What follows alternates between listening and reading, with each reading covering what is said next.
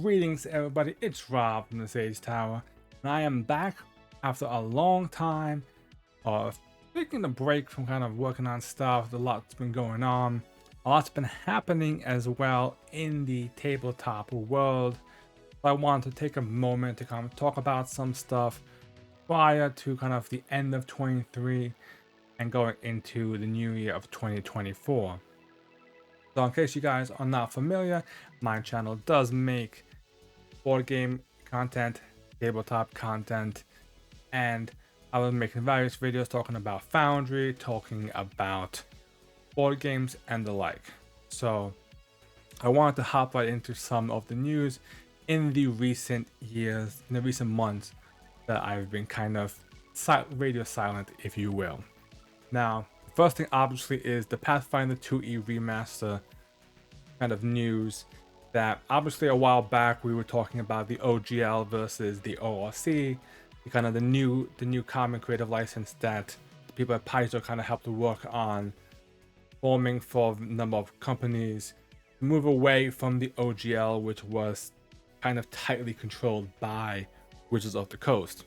In part of that, what they've done is they've remastered Pathfinder 1e, and they've changed a number of things. Both changed some things to make it better, like in general how it runs better, but also to make it better in the sense of moving away from the old names. So I'm going to go into detail about this in some other point, maybe make some other videos talking about it specifically, but as opposed to just kind of focusing in on a broad stroke for now.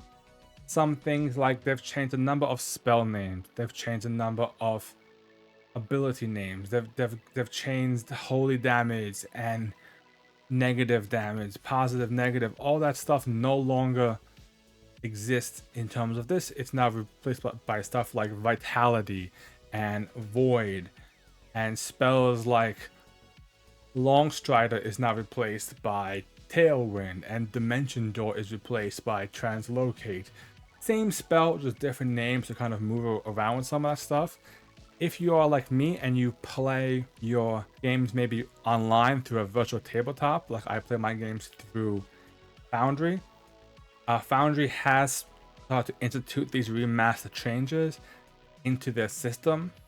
Some of your old character sheets and actors won't be updated, but things moving forward, you'll see the new spells and stuff in them. So this is a pretty big deal that they're slowly moving that stuff away into this new kind of new format, which I think is going to be really cool.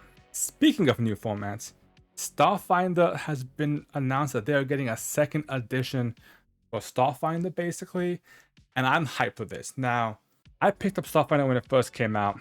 I thought it was really cool. It was a lot of fun. You could see that Starfinder was Pathfinder 1.5, like going from that 1e to 2e, that Starfinder was kind of that like that bridge that went in between. And that's fine. I can understand that. I can understand why they would want that to be like. But it was lacking some of the polish that 2e had. And that is disappointing. Like plus with all the other stuff that Starfinder was doing, like with the space combat and all the different species and all that, there's a lot there, and I'm hoping they kind of make it a bit more streamlined and less like so chaotic, where there's like 35 different billion races to play as, and like none of the adventure paths or published material takes that into consideration. Like they expect your characters to still play the core races when there's like talking bears and like floating brains as race options. So, you know, kind of weird that they would go that route. But I'm definitely excited for that. My group that's been playing for, at this point, probably close to, I would say, 4 years or so, started as a Starfinder group. Like we started, I was doing against the Eon Throne campaign, kind of fell apart, regrouped into a Signal of Screams campaign, got some more people along the way, and from there we went over to Pathfinder 2e, and it's been, I would say, probably close to 3 years in Pathfinder 2 at least, I would say, between Age of Ashes, Outlaws, and now Stolen Fate. So Pathfinder does hold a special place in my heart, I must say. A really cool one. And I like doing a space-themed RPG. I feel like it's a nice touch as opposed to go into something like an Alien or a Star Wars type RPG. So I'm looking forward to diving more into that and seeing exactly how that one particularly plays. Another thing to kind of discuss is obviously more recent news right before the holidays that we have here. Hasbro did release that they have kind of fired or laid off a bunch of employees. Obviously, they're connected to Wizards of the Coast, but that's how this kind of affects the the tabletop board game industry. Obviously, D&D I think probably definitely didn't have such a great year this year with all their kind of OGL drama and everything that's been going on with that.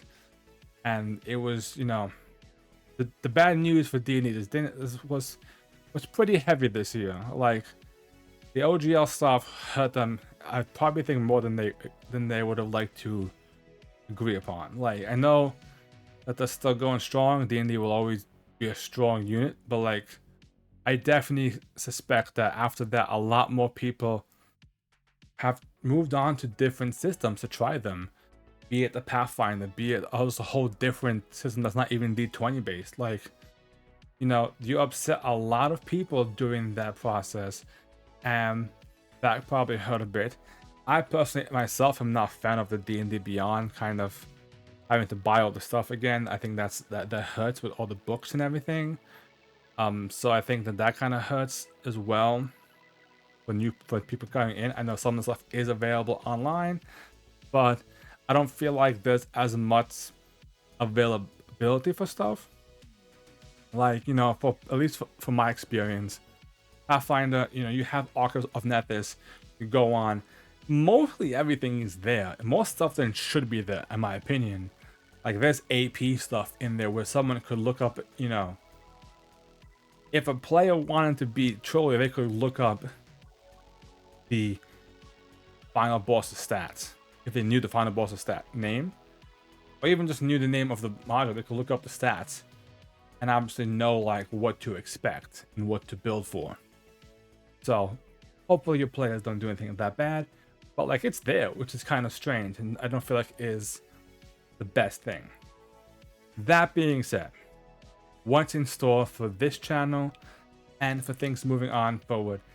I'm hoping to get back into making videos. One of the big changes that happened was I did get a new PC. It's over here. And because of that, that there's a lot of stuff going on with that. So having to move stuff over, everything. So there was a lot, so that kind of caused kinking things. And with the new PC, that allows me to do more things in terms of game-wise, in terms of video rendering-wise. Hopefully, one big pain with rendering videos on my old computer was it took hours to render like a small video, and it just between between working a job and doing everything else, recording and stuff and rendering, there just wasn't a lot of time to do both, in terms of this for your computer. So hopefully it's faster with this new one. As you can likely see over my shoulder, there are a bunch of board games, some new ones right here like the Final Go collection, some new ones over here as well, that I'm hoping to actually bring in to more videos. I'm hoping to actually do a setup with multiple cameras, like a top down and a video screen one, so you guys can see like me playing the game as well as like my reactions and thoughts. There's some solo games. Obviously you can see we have Marvel Champions. I did a big Marvel Champions push in prior years, hoping to get back to that. And you can kind of see if you keep going, there's a lot more like down there. There's like mansions and Arkham's down there. There's a lot going on back there. Hoping to get more of that onto the channel. Less pushing through tabletop sim, more showing off the actual live game. I think that would be cool for you guys. Not only that, there are some other things to talk about as well for this channel and for the whole group, if you will. There are two new channels that, well, we'll say one new, one not so new channel, kind of under the Sage umbrella, if you will, or tower. So we have Sage Tower Games, which is this one, which will focus on tabletop and board game content. We also have Sage Tower Plays, which was one of my old channels back when I used to do gaming content. That channel, there's a lot of old like Dance Central videos and stuff like that I used to do. But that channel, I'm gonna actually convert that channel into a video gaming channel. So while this one will focus on board games and tabletop, that one will focus on like video gaming stuff. And then we have a new channel in Sage Tower Fables. That one is going to be all about books, fantasy books, sci-fi books, just kind of like a book talk, book review type channel that I'm working on releasing new content for, as well as just new stuff. Another new hobby I've picked up is reading books, getting into sci-fi reading. You know, one, it's a good hobby to pick up, and two, I think it's really good as a DM to kind of get inspiration, get ideas from all these different new worlds and authors, how they do stuff. So check out those other two channels, as well as make sure to stick around for this channel. We will get some more content for this channel, hopefully after the holidays. So thank you guys for watching this, and hope you guys have enjoyed this year of gaming.